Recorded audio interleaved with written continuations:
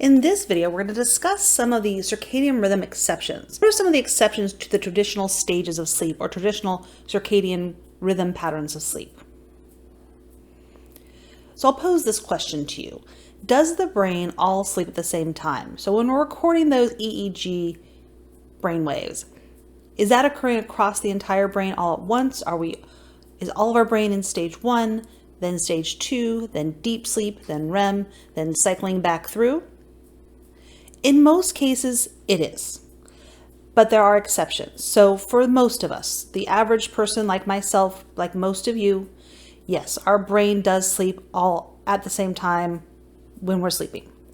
Now, some exceptions are going to be in certain animals. So if we look here at this recording, this is a recording from an animal, and you can see here in A, the left hemisphere of the brain, we have 1, 2, and 3, and you can see up here, these are very slow, high amplitude waves, so deep sleep, stage 3. In 4, 5, and 6, we have these jagged, irregular, what looks like probably beta waves, or beta waves, basically, which suggests that this individual is awake, or animal, I should say. Now, this is at a different time, and it's swapped. 1, 2, and 3 look like the animal's awake. So when would this occur? For what animals might it be important? Why would one half of their brain need to be asleep and one half to be awake? It's a survival mechanism. So hopefully some of you are thinking, well, what about animals that live in water that need to come up for air, like whales or dolphins? Yes, half of their brain sleeps at a time because the other half has to be awake to make sure that they come up for air however often they need it. Other animals like sharks and most fish, as they swim, the water goes across their gills and that gives them the oxygen they need. But in animals that need to come to the surface to breathe, they need half their brain to be awake to allow them to do that, and half needs to be asleep because it needs the rest. And we'll talk about why we need that rest later on. Sleepwalking is also one of those conditions. Now, we said that sleepwalking typically occurs during the deep sleep. And so here, whether it's a whole half a hemisphere or just certain areas of the brain, in someone who's a deep sleeper, or a sleepwalker, you're going to have part of the brain being in that deep sleep and part of the brain being awake. Most likely those pons are not inhibiting those postural muscles anymore like they're supposed to. And then there's also something called lucid dreaming. So this is another exception. Some of you may be aware of what lucid dreaming is, others may not. So this is when you're aware of your dreaming. So your dreaming, it's not just like a vivid dream or something that you remember. This is when you're actually in your dream and you know that you're dreaming. And it goes a little bit beyond that in most cases, where not only do you know that you're dreaming, but you can control your dream. So you can go to sleep and you can think of what you want to dream about, where you want to go that night, what you want to be, what you want to do, and you do it. And when you're in that dream, you can control the direction that dream goes. Now I'll have a supplementary video for you to watch, as well as a discussion on lucid dreaming. Now this is another example of when certain people may not have your normal circadian rhythms. So here, monophasic, that's what most of us do. We sleep for 6 to 8 hours, and then we're awake the rest of the time. Biphasic, now that's something that's been suggested that that's what our ancestors did, probably a little differently than this, but here the idea is that you sleep a big chunk, 5 to 6 hours, you're awake, you take a little nap, then you're awake for an extended period again, then you have your big chunk of sleep.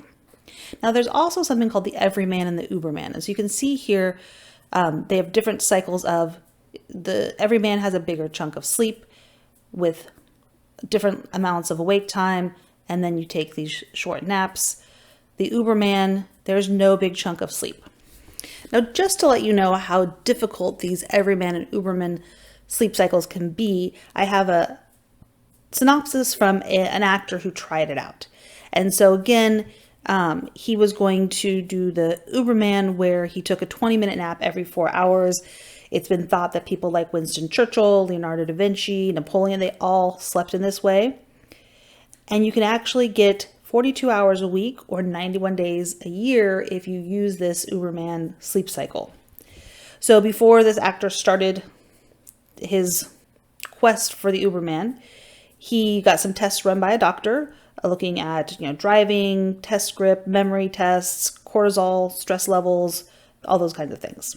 So in day 1, he wasn't able to sleep.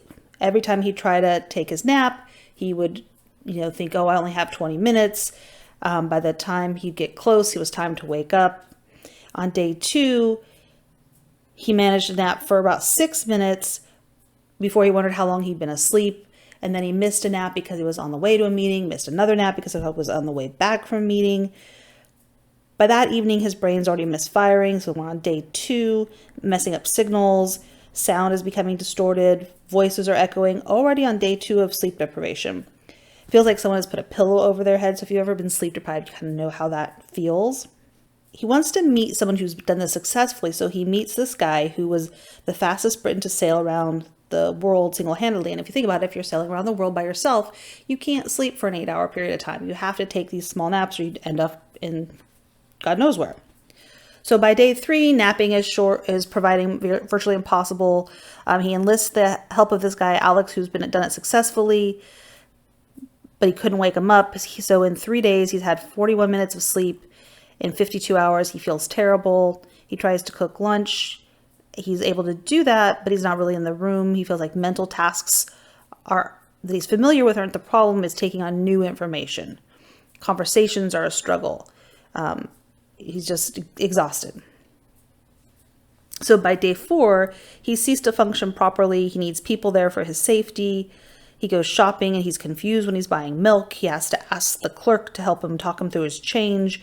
And then he still doesn't even understand the explanation. So he goes back to the doctor. And so it's the end of day 4. He's only had 1 hour and 30 minutes of sleep in 90 hours. And when he reruns the test, his memory is operating at 20% of its former capacity. When it comes to multitasking, he either forgets or doesn't notice one of the elements completely.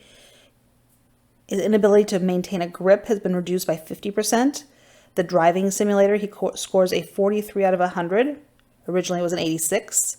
His stress level, cortisol and blood pressure levels are up, so his stress level is up. And that's the effect of sleep deprivation, basically. So the doctor says, this isn't working. Let's try the Everyman. And so that works a little bit better. He uses the new schedule. He gets a bigger chunk of sleep. It makes him feel better about the naps. So by 9 a.m. he's exhausted, but the 10 a.m. nap rejuvenates him. So again, just to show you that there are different sleep cycles sometimes, and there are different exceptions to our brain all sleeping at the same time.